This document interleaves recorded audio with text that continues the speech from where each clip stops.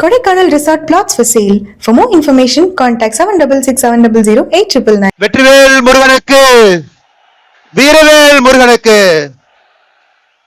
அன்பு சொந்தங்களே, இந்து சொந்தங்களே, நாம் யாரும் கூட நிச்சயமாக பயப்பட தேவையில்லை. காரணம், வருண பகவான் இன்னும் ஒரு 1.5 மணி நேரத்துக்கு நம்மளை சோதிக்க போவது கிடையாது.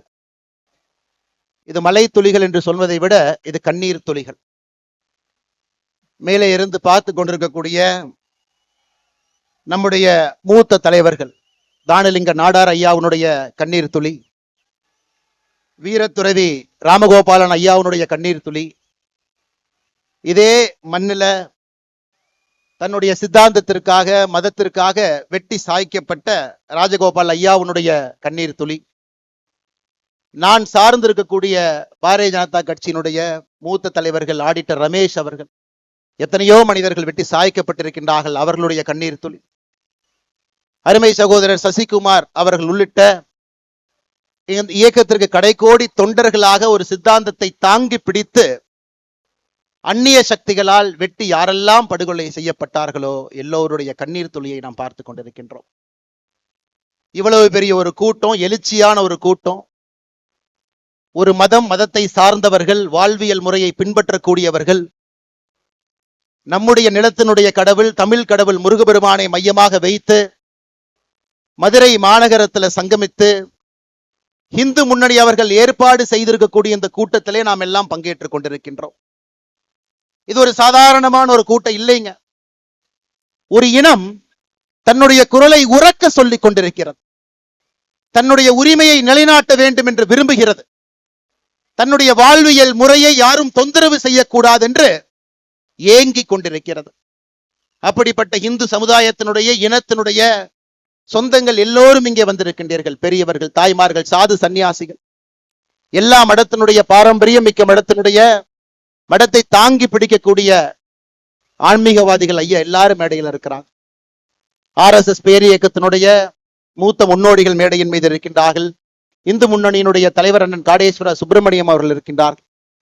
நான் சார்ந்திருக்கக்கூடிய பாரதிய ஜனதா கட்சியினுடைய தலைவர் அன்புக்குரிய அண்ணன் நயினார் நாகேந்திரன் அவர்கள், எல்லா மூத்த தலைவர்கள் மேடையின் மீது இருக்கின்றார்கள். மிக முக்கியமாக இந்த நிகழ்ச்சிக்காக தன்னுடைய பொறுப்பை எல்லாம் விட்டு இதுதான் என்னுடைய முதல் பொறுப்பு, எங்கே சனாதன தர்ம பிரச்சனைக்கு உள்ளாக்கப்படுகிறதோ அங்கே நான் இருப்பேன் என்று சொல்லி இந்த நிகழ்வுக்கு ஆந்திரா மாநிலத்தினுடைய துணை முதல்வர் அண்ணன் பவன் கல்யாண் அவர்களும் கூட இங்கே நம்மோடு வந்து நின்று கொண்டிருக்கின்றார். அருமை சொந்தங்களை, ஒரே ஒரு நிமிஷம் யோசிச்சு பாருங்க. உலகத்துல யூதர்கள், ஜூஸ், மொத்த மக்கள் தொகையில வெறும் 0.2 விழுக்காடு இருக்கிறாங்க. 0.2 விழுக்காடு. அவர்களுடைய வாழ்வியல் முறையை தொந்தரவு செய்வதற்காக வெறும் 0.2 விழுக்காடு இருக்கக்கூடிய ஒரு இனம் 4 நாடுகளோடு சண்டை போட்டு நின்று கொண்டிருக்கின்றார்கள். 4 நாடுகளோடு. அந்த ஊர்ல இன்னைக்கு போய் நீங்க பாத்தீங்கன்னா அங்க இருக்கக்கூடிய குழந்தைகள் எல்லாம் பள்ளிக்கூடத்தை மொத்தமாக மூடி இருக்கின்றார்கள். ஹாஸ்பிட்டல் எல்லாமே கீழே கொண்டு போயிட்டாங்க, அண்டர் கிரவுண்டுக்கு. அந்த நாட்டை ஆளக்கூடிய தலைவர்கள் இதற்காகத்தான் மக்கள் எங்களுக்கு வாக்களித்திருக்கின்றார்கள், என்னுடைய வாழ்வியல் முறையை யார் தவறு செய்தாலும் வாழ்வியல் முறைக்கு தொந்தரவு செய்தாலும் எதிர்த்து நிற்போம் என்று இஸ்ரேல் நாடு நின்று கொண்டிருக்கிறது. இன்னொரு பக்கம் அமெரிக்காவை பாருங்க. நேற்று அவர்களுடைய விமானம் 37 மணி நேரம் தரையிலே படாமல் பறந்து வந்து இன்னொரு நாட்டின் மீது குண்டை வீசிவிட்டு திரும்ப சென்றிருக்கின்றார்கள். உலகம் முழுவதும் பார்க்கிறோம். ஆனா இந்தியால ஆபரேஷன் சிந்தூர் நடத்தப்பட்டால் சில மனிதர்களுக்கு பிரச்சனை. அதை நாம் நல்லா புரிஞ்சுக்கணுங்க ஐயா. எதற்காக இந்த இனம் இங்கே ஒன்றாக நிற்கிறது, எதற்காக அதனுடைய குரல் உரக்க கேட்கப்பட வேண்டும் என்று இருந்தால், நம்ம ஊர்ல மட்டும்தான் நம்முடைய வாழ்வியல் முறையை தொந்தரவு செய்து ஏப்ரல் 22ஆம் தேதி பெஹல்காம்ல நீ எந்த வாழ்வியல் முறையை பின்பற்றுகின்றாய், நீ இந்து மதமா என்கின்ற ஒரே காரணத்திற்காக 26 மனிதர்களை தனித்தனியாக நிறுத்தி நெத்தி புட்டிலே சுற்று கொண்டு விட்டு இந்த மதம் இருக்கக்கூடாது என்று ஒருவர் நினைக்கின்றார். பதிலுக்கு பதிலாக எல்லை தாண்டி அந்த பயங்கரவாத நாட்டுக்குள்ள நம்ம போயிட்டு வரும் பொழுது மட்டும்தான் நம்முடைய நாட்டுல சில பேர்த்துக்கு பிரச்சனை. நன்றாக உணர்ந்து கொள்ள வேண்டும், நன்றாக உணர்ந்து கொள்ள வேண்டும். இஸ்ரேல் எப்படி நிக்கிறான் பாருங்க, அமெரிக்காக்காரர் எப்படி நிக்கிறான் பாருங்க. இன்னைக்கு இந்தியர்கள் முதலாக நாம் பார்க்கின்றோம், நம்முடைய கண் முன்னால் நாம வாழக்கூடிய சம காலகட்டத்தில் நாமும் எழுந்து நிற்கின்றோம். என்னுடைய வாழ்வியல் முறைக்கு பிரச்சனை வந்தால் எழுந்து நிற்பேன், திருப்பி அடிப்பேன் என்று. அன்பு சொந்தங்களே, அதற்காகத்தான் இந்த மதுரையில முருகபெருமானுடைய மாநாடு நடந்து கொண்டிருக்கிறது. காரணம், இந்துக்களை பொறுத்தவரை சின்னதாக யாராவது தொந்தரவு பண்ணா நம்ம பெருசா கண்டுக்க மாட்டோம், பரவாயில்ல மன்னிச்சு போயிரும். பெரிதாக தொந்தரவு செய்தாலும் கூட அதையும் கண்டுக்க மாட்டோம், மன்னிச்சு போயிரும் சொல்லுவோம். ஆனா இன்னைக்கு அதையெல்லாம் தாண்டி நம்முடைய வாழ்வியல் முறைக்கு தொடர்ச்சியாக பிரச்சனைகள் வந்து கொண்டே இருக்கிறது. ஹிந்து என்பதற்காக நான் ஏற்கனவே சொன்னதை போல நம்முடைய கடைக்கோடி தொண்டர்கள் கொல்லப்படுகின்றார்கள். இந்த மதத்தை பின்பற்றினா மட்டும் நம்முடைய வாக்கை பெற்று அரசியல்வாதிகளாக அதிகாரத்தில் இருக்கக்கூடியவங்க கோவில் இப்படி இருக்கு, கூம்பு மாதிரி இருக்குன்னு அசிங்கப்படுத்துறாங்க. இந்து மக்கள்கிட்ட ஒற்றுமை எப்பொழுதும் வராது என்கின்ற தைரியத்துல அரசியல்வாதிகள் இன்னும் பழைய அரசியலை செய்து கொண்டிருக்கின்றார்கள். அதையெல்லாம் உடைத்து காட்ட வேண்டும். என்னுடைய கோவில்கள் பாதுகாக்கப்பட வேண்டும். எங்களுடைய வாழ்வியல் முறையில் எந்த பிரச்சனையும் வரக்கூடாது. எங்களுடைய குழந்தைகள் தைரியமா ஒரு ஸ்கூலுக்கு போனா கூட திருநூறு வச்சுட்டு போகணும். எங்களுடைய குழந்தைகள் இன்னைக்கு வட தமிழ்நாட்டில் ஒரு ஸ்கூலுக்கு போனா கூட ருத்ராட்சி கொட்டையை வெளியே அணிந்து கொண்டு செல்ல வேண்டும். இதெல்லாம் இன்னைக்கு மக்களுக்கு ஏற்படக்கூடிய பிரச்சனையாக இருக்கிறது. அன்பு சொந்தங்கள், அதற்கெல்லாம் இந்த முருகர் மாநாடு தேவைப்படுகிறது. ஒரு பக்கம் எழுச்சி, ஆளுகின்ற ஆட்சியாளர்களுக்கு எச்சரிக்கை மணி. 5 லட்சம் பேர் மதுரையில காசு கொடுக்காம கொள்கைக்காக மழை வரும் என்று தெரிந்தும் கூட்டம் அதிகமாக இருக்கும். அதுல என்னைய மதிப்பாங்களா? கடைக்கோடியில் உட்கார்ந்து இருக்கிற நான் விஐபியா? எனக்கு சேர் கொடுப்பாங்களா? எந்த கேள்வியும் இல்லாம இது என்னுடைய மாநாடு, என்னுடைய வாழ்வியல் முறையை காக்கக்கூடிய மாநாடு என்று வந்திருக்கின்றீர்கள். இதிலே எச்சரிக்கை மணி அங்க போகும். முருகபெருமான் நல்லா பாருங்க, 6 படை சாதாரணமான வீடுகள் இல்லைங்க. நல்லா பாருங்க, எல்லா வீடுகளுக்கும் ஒரு தன்மை, அறிவு, ஞானம். பழனி என்னுடைய தந்தைக்கே நான் ஒரு தாரக மந்திரத்தை சொல்லி கொடுக்கிறேன், அதற்கு ஒரு வீடு. திருமணம் செய்து கொண்டு இல்லற வாழ்க்கையிலே அமைதியாக இருப்பேன், அதற்கும் ஒரு வீடு. நல்லா யோசிச்சு பாரு. என தேவையில்லாம பிரச்சனை பண்ணினா சூரசம்ஹாரம் பண்ணிடுவேன், அதற்கும் ஒரு வீடு. சூரசம்ஹாரம் செய்துவிட்டு அமைதியாக திருத்தணியில போய் இருப்பேன், அதற்கும் ஒரு வீடு. ஆளுகின்ற ஆட்சியாளர்கள் முருக பக்தர்களை எந்த வீட்டிலே வைத்து பார்க்க வேண்டும் என்று இந்த மாநாடு மூலமாக அவர்களுக்கு தெரியும். முதல் வீடு திருப்பரங்குன்றத்துக்கே நீ பிரச்சனை ஏற்படுத்தினா ஒரு வீடாக சென்று சூரசம்ஹாரம் செய்துவிட்டு மறுபடியும் அமைதியாக திருத்தணிக்கு போயிரும். அப்படிங்கிற மாதிரி தாங்க ஐயா அந்த மாநாட்டில் ஒரு பெரிய செய்தியை நாம் சொல்லி இருக்கின்றோம். என்னுடைய வாழ்வியல் முறையில தலையிடாத, ஏன்னா நம்ம யாருக்குமே தொந்தரவு பண்ணல. இன்னைக்கு உலகத்தில் இருக்கக்கூடிய எல்லா மதத்தையும் பாருங்க ஐயா, எத்தனை கோடி மனிதர்கள் எந்த மதத்தை பின்பற்றாங்க பாருங்க. கிறிஸ்தவ மதம் 230 கோடி, கிறிஸ்தவ மதம் 200 கோடி, இந்து மதம் 120 கோடி. இதுல ஆச்சரியம் என்னன்னாங்க, 190 கோடி பேர் இந்த உலகத்துல எந்த மதத்தையும் பின்பற்றாம இருக்கிறாங்க, அன்அஃபிலியேட்டட்ங்கறாங்க. 230 கோடி கிறிஸ்தவர்கள் இருக்கிறாங்க, 200 கோடி இஸ்லாமியர்கள் இருக்கிறாங்க. 190 கோடி பேர் எந்த மதத்தையும் சாராதவர்கள், இந்து மதத்தை சார்ந்தவங்க 120 கோடி. எத்தனை நாட்டில் இருக்காங்கன்னு பாருங்க. இந்த மதத்தை பின்பற்றக்கூடியவங்க எத்தனை நாட்டில் இருக்காங்க? கிறிஸ்தவ மதத்தை பொறுத்தவரை 120 நாடுகள்ல அவங்க பெரும்பான்மை. இஸ்லாமிய மதத்தை பொறுத்தவரை 53 நாடுகள் அவர்கள் பெரும்பான்மை. அன்அஃபிலியேட்டட், எந்த மதத்தையும் சாராதவன் 10 நாடுகள்ல அவர்களும் பெரும்பான்மை. ஆனா நான் இந்து மதத்தை சார்ந்தவன் 2 நாடுகள்ல மட்டும்தான் நாம் பெரும்பான்மையாக இருக்கின்றோம். இரண்டாவது, இந்த மாநாட்டினுடைய முக்கியமான நோக்கம், ஒரு இந்துவுக்கும் இந்த எழுச்சி இருக்கணுங்க ஐயா, ஒருத்தருக்கு இருக்கணும். முன்னோர்கள் எப்படி இந்த வாழ்வியல் முறையை கட்டி காத்து பத்திரமாக நம்ம கிட்ட கொடுத்துட்டு போனாங்களோ அதே மாதிரி பத்திரமாக பாதுகாத்து நம்முடைய சந்ததியருக்கு நம்ம கொடுக்கிறோமா அப்படிங்கிற கேள்வியை எழுப்புவதற்கும் இங்கே முருகர் மாநாடு மதுரையில் நடந்து கொண்டிருக்கிறது. அன்பு சொந்தங்களே, யாருக்கோ பிரச்சனை, எனக்கு இல்ல, அந்த பிரச்சனை நமக்கு வரும். எங்கேயோ கோயில் அடிக்கிறாங்க, எனக்கு பிரச்சனை இல்லை, நமக்கு வரும். யாரோ திருச்செந்தூர்ல கியூல போய் நிக்கிறவங்க மயங்கி விழுந்து சாகுறாங்க, பிரச்சனை நமக்கு வரும். எங்கேயோ கட்டணம் வசூல் பண்றாங்க, நமக்கு அது வரும். 6 படை வீடுகள், 5 லட்சம் பேர் கடந்த 4-5 நாட்கள்ல. நேத்து மட்டுமே 1.25 லட்சம் பேருங்க. 6 படையில் இருக்கக்கூடிய முருகபெருமானையும் இங்க வந்து அமைதியாக இந்து முன்னணியினுடைய வாலண்டியர்ஸ் மட்டுமே நின்று, ஒரு காவல்துறை அதிகாரி இல்லைங்க, அமைதியாக தரிசிச்சுட்டு போறாங்க. ஆனா ஆறு படையில் இருக்கக்கூடிய ஏதாவது ஒரு கோயிலுக்கு 50 ரூபாய், 100 ரூபாய், 500 ரூபாய் கொடுக்காம நீங்க சாமி இந்த மாதிரி பார்க்க முடியுமா? கேட்டு பாருங்க. இது நம்முடைய வாழ்வியல் முறையில் இருக்கக்கூடிய பிரச்சனையை நாம் தட்டி கேட்கின்றோம். எதற்கு தமிழகத்தில் 2 சட்டங்கள் இருக்கிறது? இந்துவுக்கு ஒரு சட்டம், இந்து மதத்தை சாராதவர்களுக்கு இன்னொரு சட்டம். எதற்கு என்பதை கேட்பதற்காக மதுரை மண்ணில் நின்று கொண்டிருக்கின்றோம். அன்பு சொந்தங்களே, ஏதோ இந்த மாநாடு எலெக்ஷனுக்காக. இந்து முன்னணியினுடைய பெரியவர்கள், அவர்களுக்கும் அரசியலுக்கும் சம்பந்தம் இல்லை. எனக்கு தெரியும் 2026 தேர்தலுக்கு இது சம்பந்தம் இல்லை என்றாலும் கூட மக்களுக்கு நிதி வேண்டாம், சாமி வேண்டும் என்பதை முடிவு செய்து விட்டார்கள். மக்கள் முடிவு பண்ணிட்டாங்க, யாரு சாமி யாரு நிதி நீங்க முடிவு பண்ணி. அதனால இது அரசியலுக்காக கிடையாது. இது ஒரு மிக முக்கியமாக நாம் இந்த கூட்டத்தில் ஒன்றாக சேர்ந்திருப்பது நம்முடைய வாழ்வியல் முறையை மீட்டெடுப்பதற்காக, கேள்வி எழுப்புவதற்காக. இந்த ஒரு தீர்மானமுமே நம்முடைய வாழ்வியல் முறையை தட்டி எடுப்பதற்காக. அதனால்தான் அருமை சொந்தங்களே, நாம் இன்றிலிருந்து கேள்வி கேட்க ஆரம்பிக்க வேண்டும். ஒரு பிரச்சனை என்றால் தட்டி கேட்கணுங்க ஐயா. நம்ம கண்டிப்பா பேசுறோம். தமிழகத்திலே 44,000 ஆலயங்கள், 44,000, 44,000 தமிழ்நாடு அறநிலைத்துறை கீழ இருக்கு. எப்ப வந்துச்சு பாருங்க, 1925 போர்டா வந்துச்சு, என்டோமென்ட் போர்டா. 1951 சட்டமாக வந்துச்சு. 5,25,000 ஏக்கர் இருக்கக்கூடிய ஒரு அரசு இயந்திரம். 44,000 கோவில்கள் நிர்வாகம் செய்யப்படுகின்றது. 1000 ஆண்டுகளுக்கு மேல பழமையான கோவில்கள் மட்டும் 344 கோவில்கள் அறநிலைத்துறையினுடைய கட்டுப்பாட்டில் இருக்கு. எங்கேயாச்சும் ஒரு இடத்துல ஒழுக்கமாக அறநிலைத்துறையினுடைய செயல்பாடு இருக்கான்னு நீங்க கேட்டு பாருங்க. பணம் இருப்பவனுக்கு ஒரு மாதிரி, பணம் இல்லாதவருக்கு ஒரு மாதிரி. கேள்வி கேட்டு பாருங்க. அதையெல்லாம் மாற்ற வேண்டும்.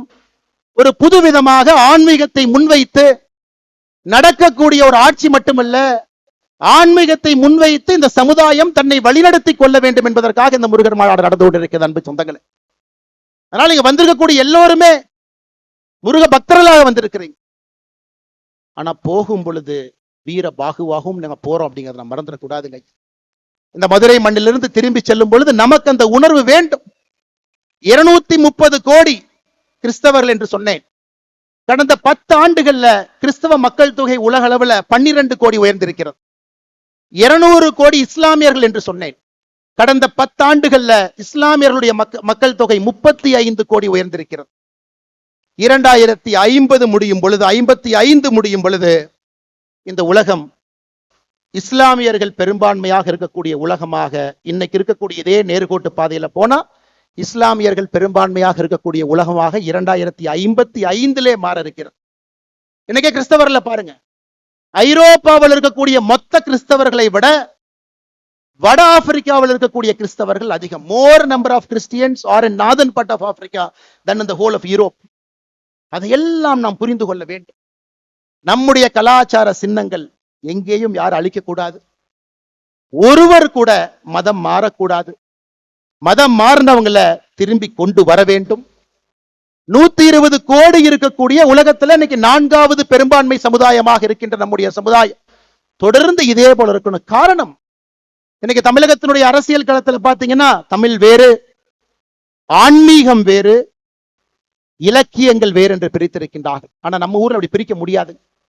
எந்த மொழிக்கும் இல்லாத ஒரு பெருமை நமக்கு மட்டும்தான் இருக்கு. தமிழும் ஆன்மீகமும் இலக்கியமும் ஒன்றாக இருக்கக்கூடிய ஒரே கலவையாக இந்த வாழ்வியல் முறை இருக்கு. இன்னைக்கு கந்தர் சஷ்டி கவசம் நம்ம பாடுறோங்க, 20 நிமிஷம் நம்ம பாட போறோம். இது முருகனுக்காக பாடக்கூடிய ஒரு பாட்டா? கேள்வி நம்பர் 1. இல்ல இது ஒரு மந்திர நூலா? இந்த நூலுக்குள்ள ஒரு மந்திரம் இருக்கு, சில பேர் அதையும் சொல்றாங்க. அதையெல்லாம் தாண்டி கந்த சஷ்டி கவசத்தை மட்டும் பாடினீங்கன்னா போதும், இருக்கக்கூடிய எல்லா பிரச்சனைகளும் காணாம போயிடும். இது 3 விதமாக இலக்கியமாக பார்க்கின்றார்கள், பக்தியாக பார்க்கிறாங்க, ஆன்மீகமா பார்க்கிறாங்க. கந்த சஷ்டி கவசம், கந்தங்கிறது என்னங்க ஐயா? நம்முடைய தொப்புள் கொடி எங்க இருக்கோ அங்கே இருந்து 2 இன்ச் கீழே வந்தீங்கன்னா நாபி கமலம் இருக்குங்க. உடம்பிலே சில இடத்துல மட்டும்தான் நம்முடைய நர்வஸ் சிஸ்டம் அங்க மட்டும்தான் போய் எண்ட் ஆகுதுங்க ஐயா, பாதங்கள்ல கைகள்ல. அதே போல தொப்புளுக்கு கீழே 2 இன்ச்ல அது போய் நிக்குது. அதை பழைய தமிழ்ல 18ஆம் நூற்றாண்டுல சென்னி மலையில இந்த நூலை முதலாக சுப்பிரமணிய சாமிக்கு முன்னாடி ஏற்றிய பொழுது தேவராய சுவாமிகள் அவர்கள் கந்த என்று குறிப்பிட்டது நம்முடைய தொப்புள் கொடிக்கு கீழே இருக்கக்கூடிய 2 இன்ச் பகுதியில் இருக்கக்கூடிய பகுதி சஷ்டி. இன்னைக்கு சஷ்டி ஒரு நாளாக கொண்டாடுகின்றோம். ஆனா பழைய தமிழ்ல சஷ்டி என்றால் அது சட்டி. எப்படி அந்த தொப்புள் கொடிக்கு 2 இன்ச்சுக்கு கீழே உள்ள பாத்தீங்கன்னா அந்த பகுதி சட்டி போல இருக்கும். கந்த சஷ்டி கவசம் அப்படின்னா தொப்புள் கொடிக்கு 2 இன்ச்சுக்கு கீழே இருக்கக்கூடிய சட்டி போன்ற அந்த பகுதியை பாதுகாப்பதற்காக பாடப்பட்ட ஒரு பாடலை கந்த சஷ்டி கவசம்னு சொல்றோம். இதை இன்னொரு விதத்துல பாருங்க. சட்டியில் இருந்தா தான் அகப்பையில வரும், சஷ்டியில் இருந்தால் தான் அகைப்பையில் வரும். சஷ்டியில விரதம் இருக்கிறீங்கன்னா அகைப்பையில உயிர் உண்டாகும் என்பதற்காக சொல்லப்பட்டது. இந்த முழு கந்த சஷ்டி கவசத்துல அவ்வளவு சயின்ஸ் இருக்குதுங்க. இன்னைக்கு விஞ்ஞானத்திற்கு என்னவெல்லாம் தேவையோ எல்லா கந்த சஷ்டி கவசத்துல இருக்கு. அதனால்தான் நம்மை வாழ்வியல் நெறி என்று சொல்லுகின்றோம். தமிழ் மொழியிலே ஆன்மீகமும் அறிவியலும் கலந்திருக்கிறது என்று சொல்லுகின்றோம். இந்த மொழியை பிரிச்சு பார்க்க முடியாது. அதை திரும்ப எப்ப நம்ம மையப்பகுதி கொண்டு வர போகின்றோம்? ஒரு கந்த சஷ்டி கவசத்திலிருந்து ஆரம்பிச்சு ஒரு விஷயம் நாம் பேசலாங்க ஐயா, ஒரு விஷயம். அன்பு சொந்தங்களே, இன்று நாம் பாடக்கூடிய கந்த சஷ்டி கவசத்தை முழுமையாக நாம் பாடுவோம். சஷ்டி ஒரு நாள்லையும் முருகன் கோவில்ல வரும்பொழுதெல்லாம் கந்த சஷ்டி கவசத்தை பாடுவோம். அதையெல்லாம் தாண்டி இங்க இருக்கக்கூடிய மனிதர்களுக்கு பெரிய வேலை இருக்குதுங்க. வட இந்தியாவுக்கு போனீங்கன்னா மகா புராணங்கள் என்று சொல்லுவார்கள். 18 மகா புராணங்கள் இருக்கு. ஏன்னா தமிழ்நாட்டில் அரசியல்வாதிகள் அப்படியே பிரிச்சுட்டு போயிடுவாங்க. முருகன் வந்து தமிழ் கடவுள் மட்டும்தான். முருகன் வந்து வட இந்தியால யாருக்குமே முருகனை தெரியாது. வட இந்தியாவில் இருக்கக்கூடிய மகா புராணத்தை எடுத்துக்கிட்டீங்கன்னா 18 மகா புராணமும் சேர்ந்து 95,000 ஸ்லோகன் இருக்கு. ஆனா ஒரே ஒரு ஸ்கந்த புராணத்துல மட்டும் 1,00,000 ஸ்லோகன் இருக்கு. ஸ்கந்த புராணம் எப்ப வந்துச்சு? அதை கண்டுபிடிச்சது ஆங்கிலேயன். கேம்பிரிட்ஜ் பல்கலைக்கழகத்தில் இருக்கக்கூடிய செசில் பெண்டால் 1898 நேபாள ஓலைச்சுவடைகளை கண்டுபிடித்து இதுதான் ஸ்கந்த புராணம் கண்டுபிடிச்சாங்க. ஆனா இன்னைக்கு அவர் கண்டுபிடித்தது வெறும் 81,000 ஓலைச்சுவடிகள் தான், ஸ்லோகங்கள் தான். அப்படி என்றால் அவ்வளவு விஷயம் இருக்குதுங்க, அவ்வளவு விஷயங்கள் இருக்கு. நிறைய நாம் என்ன கண்டுபிடிக்கணும். ஆட்சியாளர்கள் அதற்காக நிதி கொடுக்கணும். நம்முடைய பண்டைய தமிழ் நாகரிகம், கலாச்சாரம், வழிபாடு எல்லாத்தையும் தேடி தேடி படிக்கணும். ஏன்னா இன்றைய காலகட்டத்திற்கு தேவையான எல்லா பிரச்சனைகளுக்கான தீர்வு அதில் இருக்குதுங்க ஐயா. ஒரே ஒரு உதாரணம் இன்னைக்கு நாம சொல்றோங்க ஐயா. இன்னைக்கு நாம சொல்ற திருப்புகளே பாத்தீங்கன்னா அதிர்ஷ்டவசமாகத்தாங்க ஐயா அச்சுக்கு வந்துச்சு. 2 உதாரணத்தை மட்டும் தான் நான் கொடுக்குறேங்க. 1871 கடலூர் கோர்ட்ல சண்டை போட்டுக்கிறாங்க சிதம்பரம் கோவிலுடைய தீட்சிதாரும் ஆங்கிலேயர்கள். அன்னைக்கும் தீட்சிதார்கள் சொல்றாங்க இந்த கோவில்ல வழிபடுற உரிமை எங்களுக்கு மட்டும்தான் இருக்கு. வெள்ளக்கார ஜட்ஜு சொல்றாரு, எப்படி வழிபடுவீங்க, பாடி காட்டுங்க அப்படின்னு. தீட்சிதார்கள் பாட ஆரம்பிக்கின்றார்கள். அந்த கோவில்ல டைப்பிஸ்ட் தட்டச்சிரா சுப்பிரமணிய பிள்ளைன்னு ஒருத்தர் இருக்கார். அருமையா இருக்கே இந்த பாட்டு. தீட்சிதாரை தனியா கூப்பிட்டு, ஐயா ஒரு பாட்டு பாடுறீங்க, என்னங்க ஐயான்னு கேட்கிறாங்க. ஐயா இதுதாங்க ஐயா திருப்புகழ் அப்படிங்கிறாங்க. 5 ஆண்டுகளாக 5 நூற்றாண்டுகளாக 13ஆம் நூற்றாண்டிலிருந்து வார்த்தையாக இல்லாமல் வெறும் வாயிலே பாடிக்கொண்டிருக்கிறார். அதை கேள்விப்பட்டோடனே சுப்பிரமணிய பிள்ளை அங்கேயே தன்னுடைய வேலையை விட்டுவிட்டு அவர் உட்கார்ந்து திருப்புகளை அச்சில ஏத்துறாங்க. இந்த மாதிரி பல விஷயங்கள் இதெல்லாம் ஒளிஞ்சு கிடக்குதுங்க ஐயா, அவ்வளவு இடத்துல இருக்கு. 5400 ஆண்டுகள் பழமையான தமிழினம் என்று சொல்லுகின்றோம். ஆனால் 5400 ஆண்டுகளாக எப்படி வாழ்ந்தார்களோ அதுபோல் வாழ்வதற்கு அரசியல்வாதிகள் நம்மை விடுவார்களா என்கின்ற கேள்வியும் நாம கேட்கும். அதுதான் அருமை சொந்தங்களே, இது போன்ற மாநாடுகள் இன்னும் நடந்து கொண்டே இருக்கும். ஒரு பிரச்சனை வரும் பொழுதெல்லாம் நாம் ஒன்று சேருவோம். அதைவிட முக்கியம் எதற்காக ஒன்று சேருகின்றோம் என்பது முக்கியம். நம்முடைய இனத்தினுடைய அடையாளத்தை தைரியமாக தீர்க்கமாக வெட்ட வெளியில அதை நாம் வெளிப்படுத்த வேண்டிய கட்டாயம் இருக்கு. யாருக்கும் நாம் எதிரி கிடையாது. 2 நாடுகள்ல மட்டும் பெரும்பான்மையாக இருந்தாலும் கூட நம்ம யாருக்கும் எதிரி இல்லைங்க. அதை தைரியமா நீங்க காட்டுங்க. நேத்து திருப்பரங்குன்றத்தில் அரசியல்வாதி ஒருத்தர் வர்றார், இன்னைக்கு எம்பியா இருக்கார், ஒரு முக்கிய கட்சியினுடைய தலைவர். கோவில்ல சாமி கும்பிட்டு வர்றார் 4 நாட்களுக்கு முன்பு. ஒரு அம்மா செல்ஃபி கேட்கிறாங்க. நெத்தியில் இருக்கக்கூடிய திருநூரை அழித்து விட்டு புகைப்படம் எடுத்து அந்த அம்மாவை அனுப்பி வைக்கிறாங்க. இவர்கள் ஓட்டு பிச்சை எடுக்க நம்மிடம் 2026 தேர்தலில் வருவாங்க. அன்னைக்கு கோயிலுக்கு போவாங்க, அன்னைக்கு நம்மை பற்றி நன்றாக சொல்லுவாங்க. அதை எல்லாம் நம்ம உணர்ந்துக்கணும். இந்துக்கள் நன்றாக உணர்ந்து கொள்ள வேண்டும், நாம் யாருக்கும் எதிரி இல்லை. நம்மை எதிரியாக நினைப்பவர்களுக்கு நாம் எதிரி என்பதிலே மிக மிக மிக தெளிவாக இருக்க வேண்டும் அன்பு சொந்தங்கள். அது மட்டும் இல்லாம இன்னைக்கு பாருங்க, உலகத்தில் இருக்கக்கூடிய எத்தனையோ நகரங்கள் அழிந்து கொண்டிருக்கிறது. டெட்ராய்ட் ஒரு காலத்துல உலகத்தில் இருக்கக்கூடிய ஆட்டோமொபைல் அங்க இருந்தாங்க வந்துச்சு. 10 ஆண்டுகள் அமெரிக்காவில் டெட்ராய்டுடைய மக்கள் தொகை மட்டுமே 25 விழுக்காடு குறைஞ்சிருக்கு. அப்ப எந்த நகரங்கள் செழிப்பா இருக்குன்னு பாத்தீங்கன்னா கோவிலை சார்ந்த நகரங்கள் மட்டும்தான் செழிப்பா இருக்கு. யுஎஸ்ல அட்லாண்டிக் சிட்டி கேம்பிளிங்காக ஆரம்பிச்சாங்க, காணாம போயிருச்சு. டெட்ராய்ட் மேனுஃபேக்சரிங்காக ஆரம்பிச்சாங்க, காணாம போயிருச்சு. ஆனா கோவில்களை சார்ந்து இருக்கக்கூடிய நகரத்தை பாருங்க, மதுரை முதல் சங்கம், இடைச்சங்கம், கடை சங்கம், 4வது சங்கத்தை தாண்டி நின்று கொண்டிருக்கிறது. பாருங்க, கோவில்கள் எங்கே எல்லாம் இருக்கின்றதோ அந்த நகரத்தை ஒரே நிமிஷம் கூர்மையா பாருங்க. காசியை பாருங்க, உஜ்ஜயினை பாருங்க. தமிழகத்துல கோவிலுக்காங்க பஞ்சம். 44,000 கோவில்கள் என்று சொல்லுகின்றோம். அதையெல்லாம் தாண்டி எத்தனை எத்தனை இலக்கியங்கள், எத்தனை கோவில்கள் இயற்றப்பட்டிருக்குன்னு மட்டும் ஒரு நிமிஷம் யோசிச்சு பாருங்க ஐயா. ஒரே நிமிஷம் யோசிச்சு பாருங்க. திருப்புகழ் பாடல் பெற்ற தலங்கள் 120 ஐயா. தேவார பாடல் பெற்ற ஸ்தலங்கள் 274 சிவாலயங்கள். மங்கள சாசனம் பெற்ற 108 திவ்ய தேசங்கள், 33 சக்தி பீடங்கள். எல்லா நகரமுமே ஒரு கோவிலை சார்ந்திருக்கின்ற காரணத்தினால் அந்த நகரத்துக்கு அழிவு இல்லை, அந்த கலாச்சாரத்திற்கு அழிவு இல்லை, அந்த தமிழ் மக்களுக்கு அழிவு இல்லை. இன்னைக்கு இருக்கக்கூடிய திமுக கட்சி அரசியல் பேசக்கூடாது இருந்தும் ஒரு சின்ன விஷயத்தை அரசியலாக பேசவில்லை. 5400 ஆண்டுகள் சந்தோஷம். 5400 ஆண்டுகள். ஏன் 5400 ஆண்டுகள் என்றால் கோவில்களை சார்ந்து இந்த கலாச்சாரம் இருந்ததால் 5400 ஆண்டுகள். இதை நம்ம நல்லா புரிஞ்சுக்கணுங்க ஐயா. அதனால் நம்முடைய கடமை, இன்னைக்கு இந்தியாவில் எத்தனையோ நகரங்கள், ஐயா பவன் கல்யாணம் அவங்க வந்திருக்கிறாங்க. சமீபத்தில் திருப்பதி கோவிலினுடைய சொத்தை எஸ்டிமேட் பண்றாங்க. The total asset of Tirupati temple.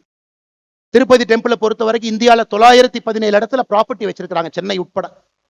மொத்தமாக அசஸ் பண்ணி பார்த்தா திருப்பதி மட்டுமே 2,47,000 கோடி ரூபாய் சொத்து திருப்பதியில் இருக்கக்கூடிய ஏழுமலையானுக்கு இருக்கு. 2,47,000 கோடி.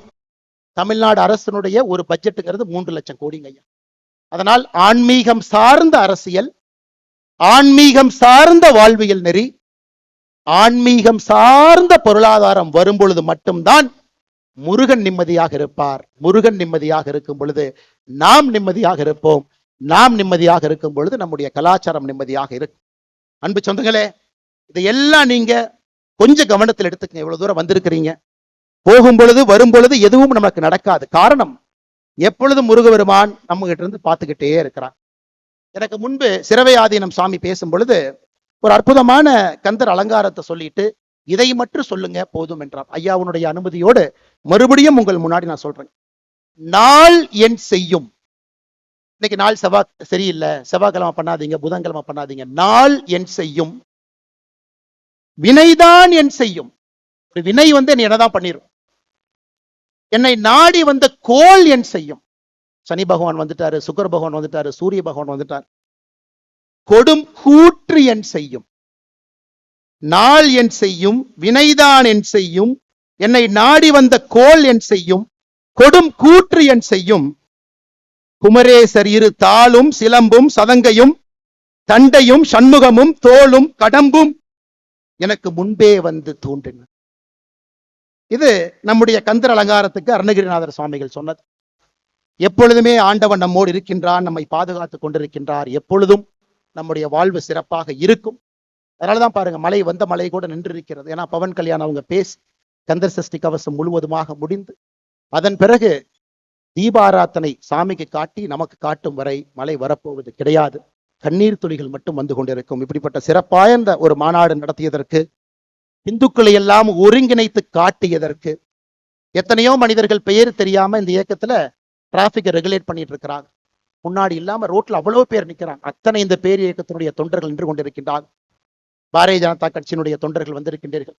அனைத்து இந்திய அண்ணா திராவிட முன்னேற்ற கழகம் சார்பாக 4 முன்னாள் அமைச்சர்கள் தொண்டர்கள் வந்திருக்கின்றார்கள். சாதாரண பொதுமக்கள் வந்திருக்கின்றார்கள். முருக பக்தர்கள் வந்திருக்கின்றார்கள். அழைப்புதல் வாங்கிய கட்சி தலைவர்கள் எல்லோரும் தங்களுடைய தொண்டர்களை, தலைவர்களை அனுப்பியிருக்கின்றார்கள்.